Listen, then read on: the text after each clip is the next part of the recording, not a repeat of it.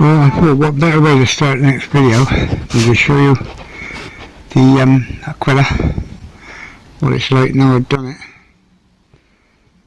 I should have had some pictures of what it was like before I done it, but it was a bit like this. Now this one, I must admit, is a bit worse than that was. So it's what a nice picture there to start on. Hopefully I'll be able to show you them both lined up in much time, looking like that. But for now, let me sort out the garage and get started on this baby. I come up to start on the Honda CD175. I tidied the garage up, I've got all the tools out what I'm using now ready to go, and I've started, I've took the exhaust off, and now I'm going to keep all the bits in their individual bits and store them all back here. That's the tank and the seat there being protected. Now I'll put all the bits back here. That's the drive cover. I'll keep everything in order. Well, there you go, that's the second exhaust off, and so far they've all come off with a bit of easy start. I've had no sticking nuts so far, fingers crossed. As for the Aquila, I'm taping all the bolts, nuts and brackets and exhaust fittings onto the exhaust part. I know that's a complete job to go back on the bike, keeping your head clear. Anyway, back to this bike. The plan at the moment is stripping it down, but the plan at the moment is to get the engine so somehow I can turn the engine over and unseize it. If not, well, it's going to come out anyway once I've freed it, but it'll be easier to free it in the bike. So that's what I'm going to do. Once it's free, I'll take it out and put it on the bench. By the way, on a job like this, an impact screwdriver is worth its weight in gold, and all it cost was 11 quid. The other one patch up, but 11 quid, that just lasts this job. Well, I've undone the casing. That's the easiest way to get all the oil out, and thank God the oil in there looks pretty good. Start off and hopefully take the casing off now. Well, that's the casing off and the gasket, and all this looks in pretty good nick. I just pulled the clutch is working sound as a pound, no problem at all. So fingers crossed we're going to be in business. Okay, I had the cover up, I took the kickstarter off, I tried turning it over with the kickstart and putting it in gear. I'm getting no joy at all. There is no other way on the engine of turning her, so it's going to have to be a total strip down. Took the coil back off. Well, I marked the two wires so as I know where they go in relation to these two wires here, because they're not quite brightly coloured. Anyway, let's see how we're getting on. The clutch cable is just clipped on, little spring down the bottom, and clipped on to the side of the to there, and then the whole thing just unclips, which is easy enough to do. I'll do that now. As always with my jobs, I've done as much as I can, but just educated guesses, got everything stripped down, ready to strip. And then I got to the clutch, and there's no way I can see with my eyes of disconnecting the clutch. So I resorted to the handbook, which I will follow religiously now, and that's just told me how to take that off of there, which I'll do now, and put the spring back on because I didn't need to take it off. Anyway, let's follow the handbook and see how it goes. The handbook took over 2 seconds to strip the cable. I'll freed the carburetor, but the slider inside is solid, so I just WD'd it and leave it hanging there for a bit while I carry on with the engine. And hopefully that's to be expected, mine after 40 odd years in the garage. I've discombobulated all the wires now from the engine, and now I'm just about to take the condenser off, which is screwed on the top of the engine there. So take note of where it is. I've got all the nuts and bolts undone and the engine's free. It's just up and out, but I can't do it, so I put the winch in. Now my wrist, this one especially, I can't do nothing with it. To even try and pull these bags apart, I can't hold that and pull the other bag with the other hand. I've got to put that down and wedge it in between the table, because that wrist ain't strong enough to snap those bags apart. That's how bad my wrist is. So I've got to use a winch. Well, I've got the bike in position, the pulley ready, the ropes ready. I don't want to film it or just go for it, and might be a good thing to film, I suppose. Okay, here goes first attempt. See what happens when we're there. If I got the strength in my wrist. No, I still ain't going to do it. I need somebody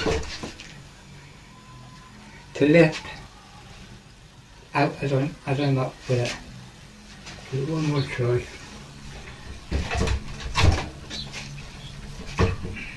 Move the bike back a bit more maybe.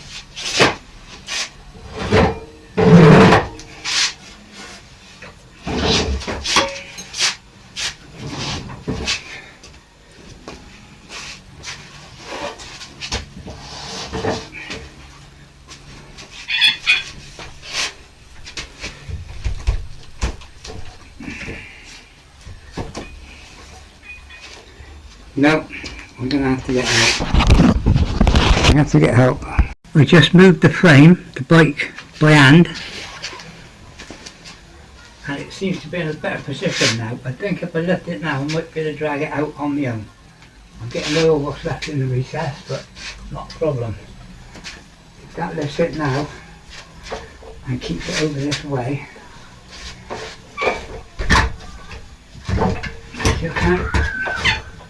I can't pull it and lift it this way.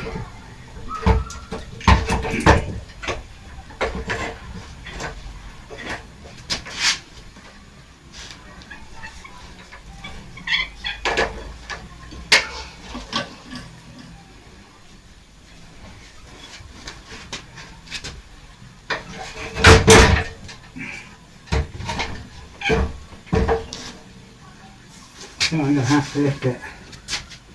And now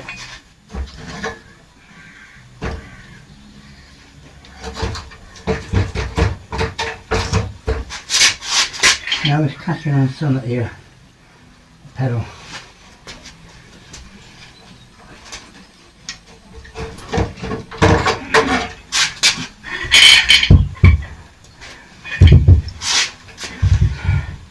Done it.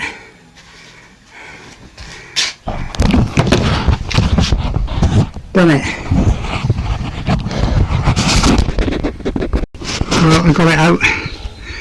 The bike frame was trying to move all over the place, but it done it. It's enough to support that, and with the rope being on the head, it was enough to get a good grip with that hand, and thank God that one took all the weight, and I pulled out the grip with the bad left hand, but my left hand at least it can pull, so I was able to lift. So anyway, that's the engine out. Let me get it tidied up now because the excess oil out all over the floor. Well, there we are. I've tidied all the tools away. We'll start again fresh tomorrow. And I'm making a little bench now. The engine can go on there and start stripping.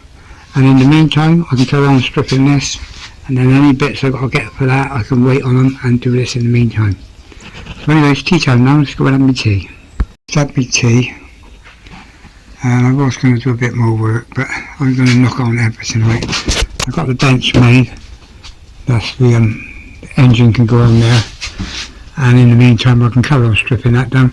But tonight I've got to read the book on the engine, how to strip it and do it. And I'll be all ready for it tomorrow. I'll leave the winch in place because hopefully it won't be in the way. Give it a week or two and I'll be putting the engine back in. Hopefully the frame over there will be like new.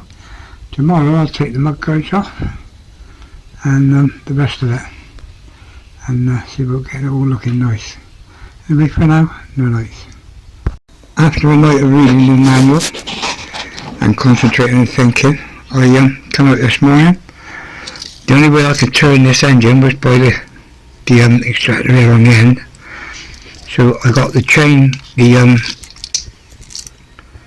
oil filter thing, and I put on there with a bar on the end, and I freed it. And now I've got it so free, because once it moved, it's as free as a baked daisy now. It's no effort at all to turn it now. It's because it was just seized in position after 40 years of sat there. all the oils come out of the plugs now, obviously. It's all over the floor. So I've got to clean that up and get the engine, put the covers back on and give the engine a bloody good scrub. That's the next job. I'm putting the sides on temporary now so I can dump the engine all over and scrub it. But in the meantime I put the kickstarter on.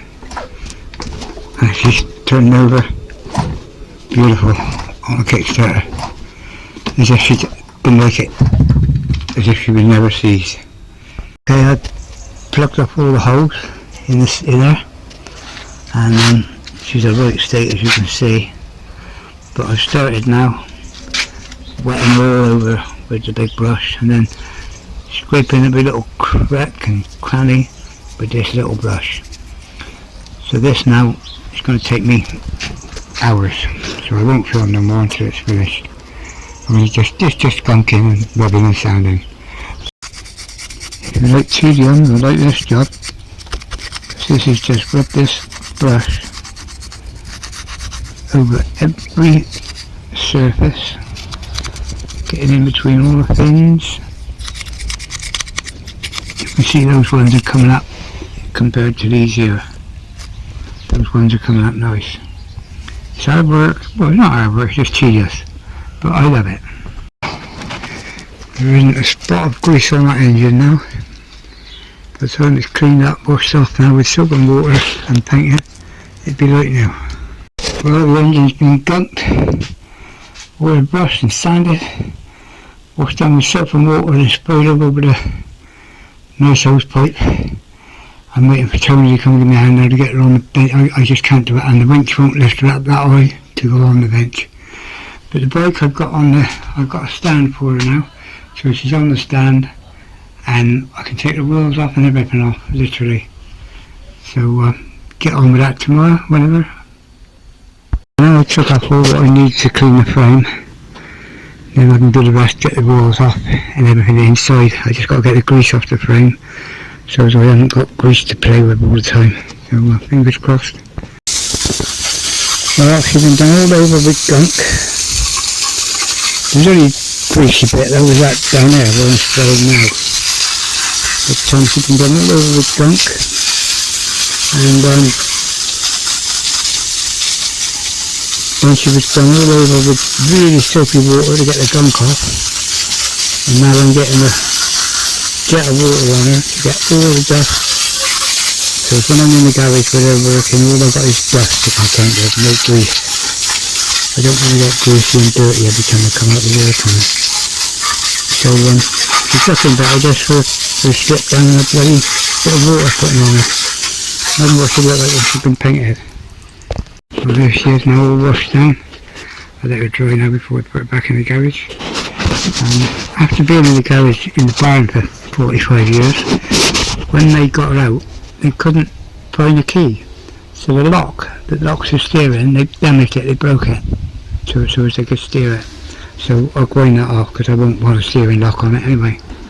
But there she is now, I let her dry, and I've got no grease to contend with now.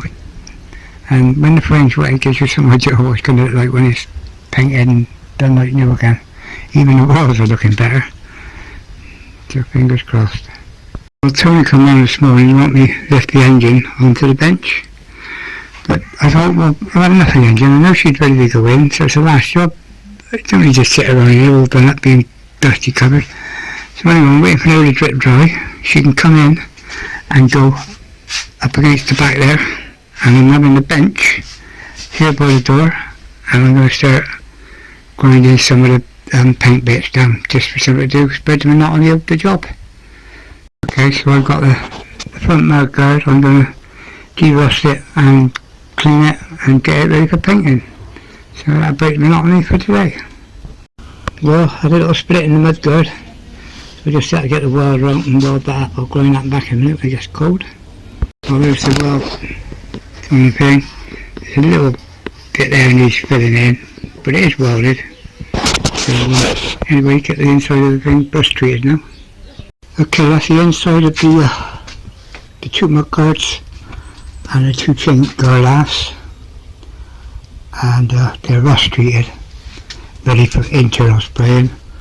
That's that shit and dust off of that, and then just the outside got to be done, ready for spraying. Now this will be dry by tomorrow, so I'm going to start taking the wheels off and the suspension off and get the frame tidy and ready to go tomorrow. So fingers crossed, another day. Put the bench away tomorrow. Okay, day 5. Look, this is where we cut the front wheel off and got the frame balanced. I can split the frame down as well after. And now I'm just undoing the back wheel. I'll take that off. But all the brake runner thing there is a bastard. It's killing my wrist to do it.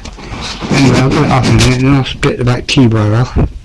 Then the frame's all ready to be handled. I don't know about taking the suspension off at the front now. Not sure, because it feels immaculate. Okay, took the swinging arm off, the side stand off, the centre stand off, the brackets, the radiator bars, everything, just the bare frame there now. The only bit I'm afraid to do, I've never done it, I have on push bikes, but it's take the centre frame, take the front off. So I'm leaving the handlebars on because I'm thinking of putting it up on the bench, upside down. I'm working on it on the bench rather than keep kneeling down there. So let's see if I can get it on the bench. The frame looks terrible, but it takes seconds to go over it with a grinding mop and bring it back to smooth and all the rust off. It's going to take a long time to do the whole frame, but that's how it's going to be. Well, it's about 3.5 hours so far. Got the majority of it done. I'm going to go in now. It's too late to go making noise now this time of night. I'm going to go and leave out so to get these forks off and see if it's worth getting them off. I think it might be well worth it at the end of the day. I've come out and done some more sanding down. Most of the frame now has gone back to the metal, but there's bits of surface rust in the little, what you can't get out. So now I'm coating it with all I had left. I've got none left now. I've run out. So I've done some of it. I'll give it about 6 or 7 coats of this anyway, because it'll go black. If you look at that now, it's blue, where I just painted it on. I'll brush it over again in a minute and spread it out. But that will go black, and it's better than any coat of paint. So I need to wait till the other stuff comes now so I can finish it. In the meantime, I'll find something else to do today. I was going to take the forks off, but there's 36 bearings in the bottom, 36 bearings in the top, and it will be hell to put them back in. And there's nothing wrong with the steering other than it's messy, but it's perfect. So I'm going to leave it. Well, that's the frame done. All over. It'll have another 2 coats yet of shine to make it look good. Next I've got to start on the front forks. I was going to take them off, but it's a simple job that could go wrong, and I'm not going to bother. There's nothing wrong with the suspension and the steering, so I'm going to leave it. Anyway, another coat on that frame, or another 2 or 3 coats on there. But in the meantime, I've got other work to get on with, such as these forks. I've cleaned this, only because it's mating onto this. That'll all get cleaned when I take the handlebars off. But all this now is smooth, ready for priming and painting. And I've started doing the bottom leg now. You can see the state of this leg. I've done bits of this one, but get it all ready for first prime.